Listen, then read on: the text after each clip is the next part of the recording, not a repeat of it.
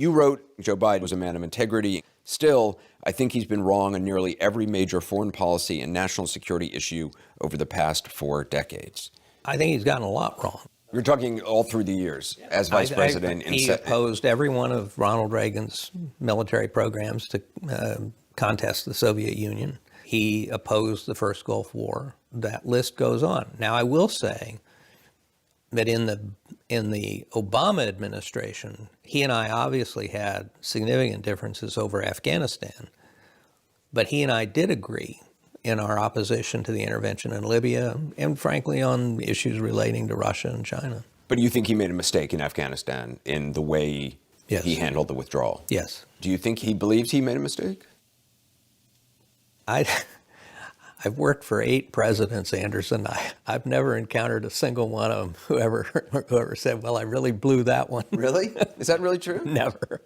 They just don't do that. You know, deep in their heart, they may know it, but they will never say it. Do you think it would be better if they did?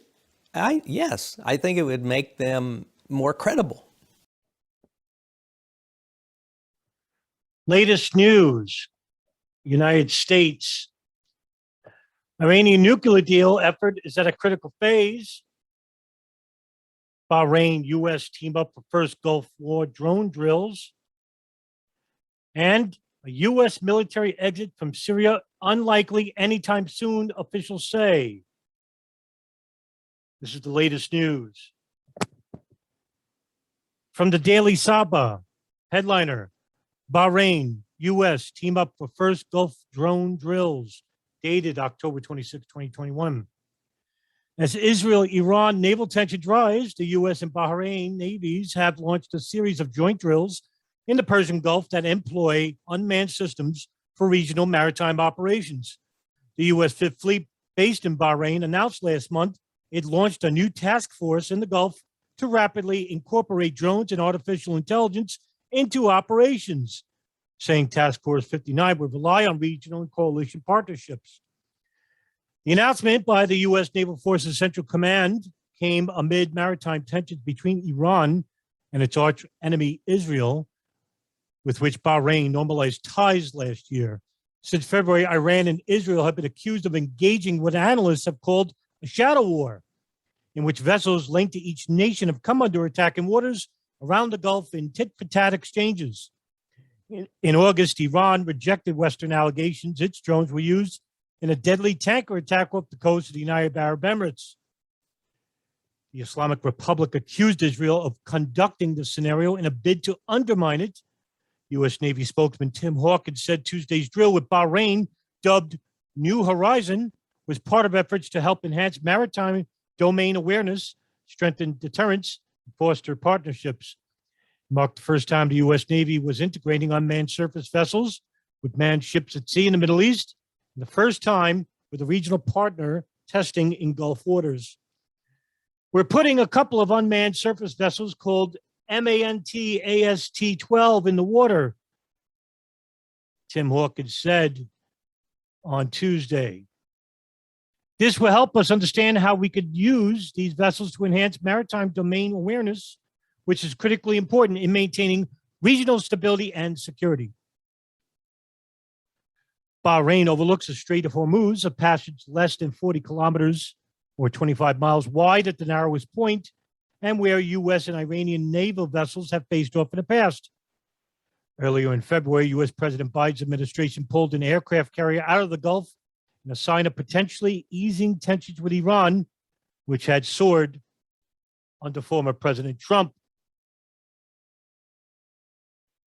Arab News headliner, U.S. envoy, Iran nuclear deal effort is at critical phase, dated October 27, 2021. Efforts to revive the 2015 Iranian nuclear deal are at a critical phase, and Tehran's reasons for avoiding talks are wearing thin, a U.S. official had said, while raising the possibility of further diplomacy, even if the deal cannot be reconciliated. U.S. Special Envoy for Iran Robert Malley told reporters Washington was increasingly worried with Tehran and would keep delaying a return to talks, but said it had other tools to keep Iran from developing a nuclear weapon and would use them if need be. Malley went on to say, we're in a critical phase of the efforts to see whether we can revive the JCPOA, the Joint Comprehensive Plan of Action. We had a hiatus of many months, and the official reasons given by Iran for why we're in this hiatus are wearing very thin. While saying that the window for both the U.S. and Iran to resume compliance with the agreement would eventually close. Malley did say that the United States would still be willing to engage in diplomacy with Iran, even if it weighed other options to prevent Tehran from getting the bomb.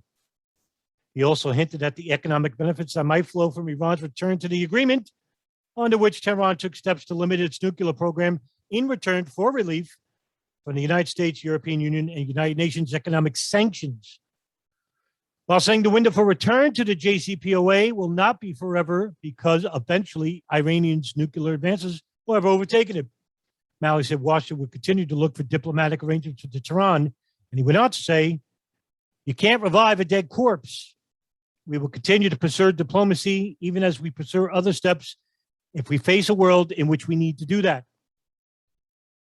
Malley refused to describe those other steps, and specifically, since talks in Vienna on reviving the deal are joined in June, Washington has increasingly spoken of pursuing other options, a phase that hints at the possibility, however remote, of military action.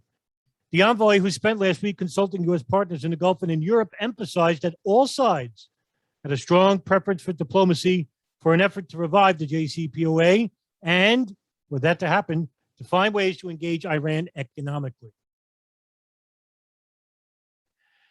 Al Jazeera headliner, U.S. military exit from Syria unlikely anytime soon, officials say, dated October 26, 2021.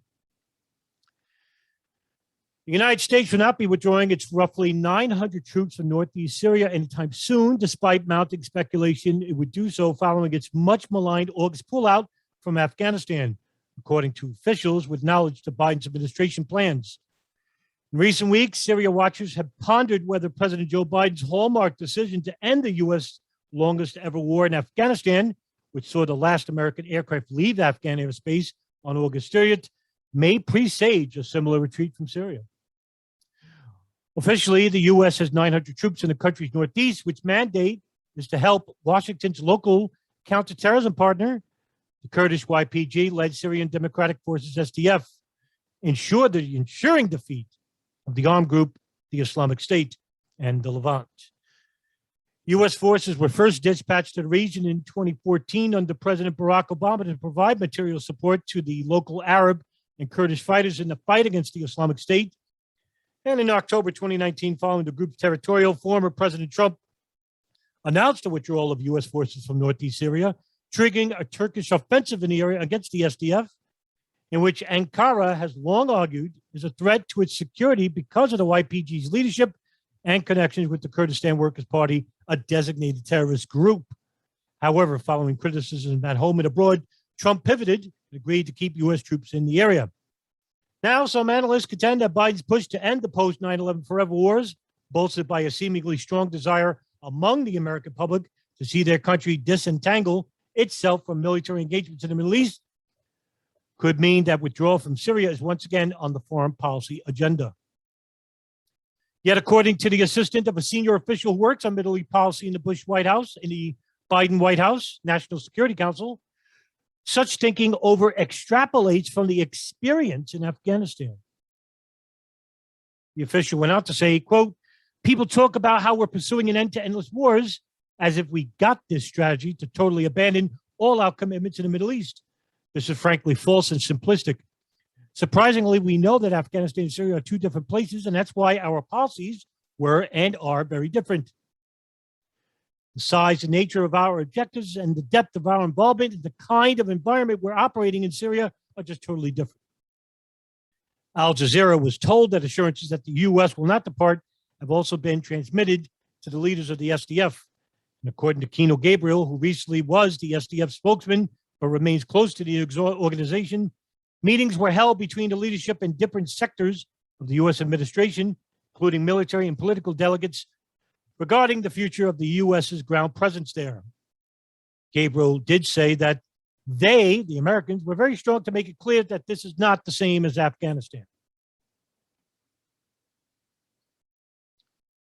It is also questionable whether the Biden administration, indeed the president himself, would be willing to receive another lacerating in Congress so soon after being heavily condemned in both the House and Senate, not to mention the national press for the decision to withdraw from Afghanistan. As one aide to a Senate Democrat who sits on the Armed Services Committee told Al Jazeera, on the heels of Afghanistan, the administration is unlikely to be prepared to take another beating in Congress, which would likely be more bipartisan. There are pretty strong feelings in both parties that we should exercise full leverage, including our military presence, until a serious political process is well underway in Syria. Biden's political history may also predispose him towards keeping troops in Syria for the time being. During his tenure as vice president in the Obama administration, Biden was involved in the withdrawal of U.S. combat troops from Iraq in December of 2011 without leaving a residual counterterrorism force. Later on, that decision was credited as having helped to create a vacuum for the resurgence of al-Qaeda in Iraq, which later grew into the Islamic State and the Levant. That's all for the latest news.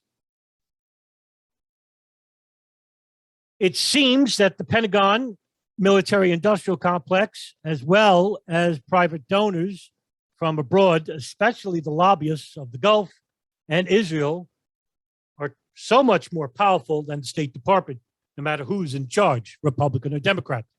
These are the people that persuade our elected officials to conduct operations when the money is right and when the influence is right.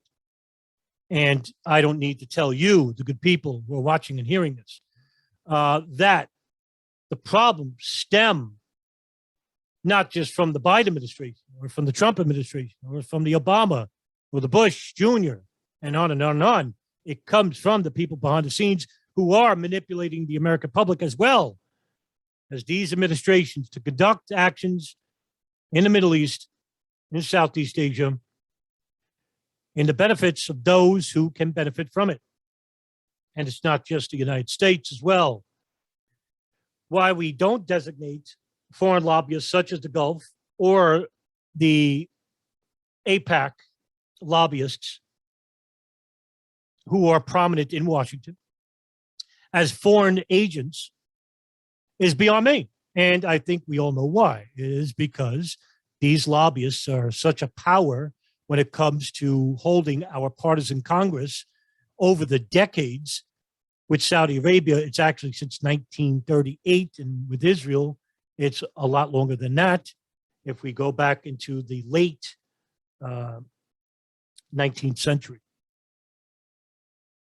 The role of the Wahhabi Gulf partnerships, as well as the Zionist regimes, which have a coexistence with the evangelical Christians here in the United States, which is predominant in our military and congressional institutions. The left, which is allegedly progressive, but there is nothing progressive about the hierarchy of the left. In fact, some elements of the left are far more hawkish than those of the right. In fact, neocons tend to manipulate both entities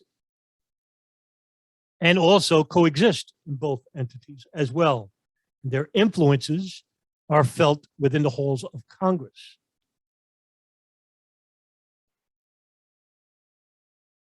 Earlier this year, there was a series of high-level meetings with U.S. regional officials who showcased how Washington wants to shore up its policy in the Middle East. But on the broader level, this came on with the wake of the meetings that were held between Israel, Cyprus, Greece, France, Egypt, and some members of the Gulf. And this was the wider network to gain relationships with members of the Gulf. And the reason for this is that there is going to be either a war against the country of China in revisiting the Cold War once again, or do we conduct the post 9/11 wars, and the final conflict would be Iran. Now, of course, they're testing the waters on this. You have members of the right who are pushing the Russia-China narrative, as well as North Korea. And then you have people on the left who are pushing the Israeli-Saudi narrative in invading Iran. So there is no compromise here with either the left and right. And I think the only outspoken political entity that is involved in trying to stop the wars of revisiting the Cold War and the post 9/11 wars are the libertarian movements.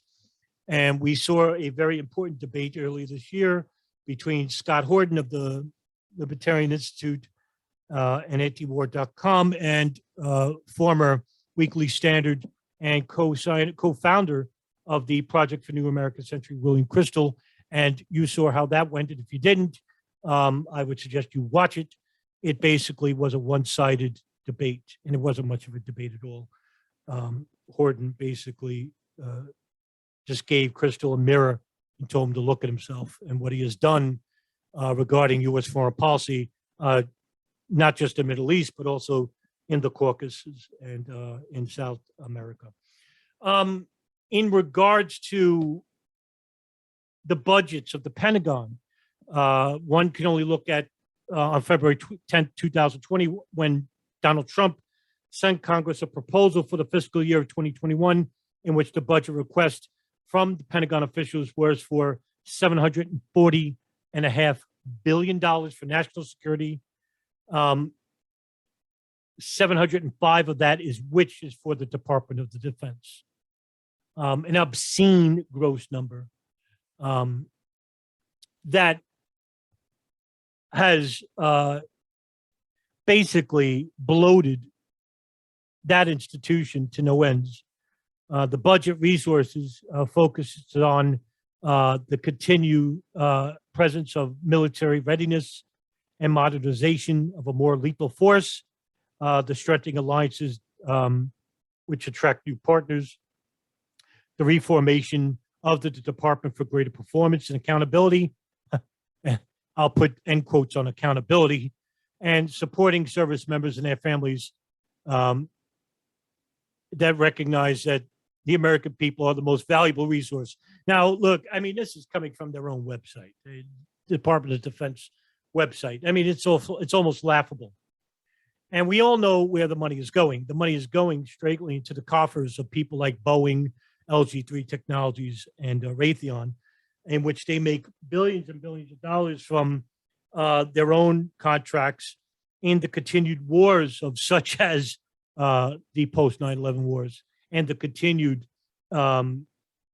military stations in a country like Syria, in which when Biden administration pulled out, which was a Trump proposal, Biden got all the blame, and he basically, guess who basically critiqued them?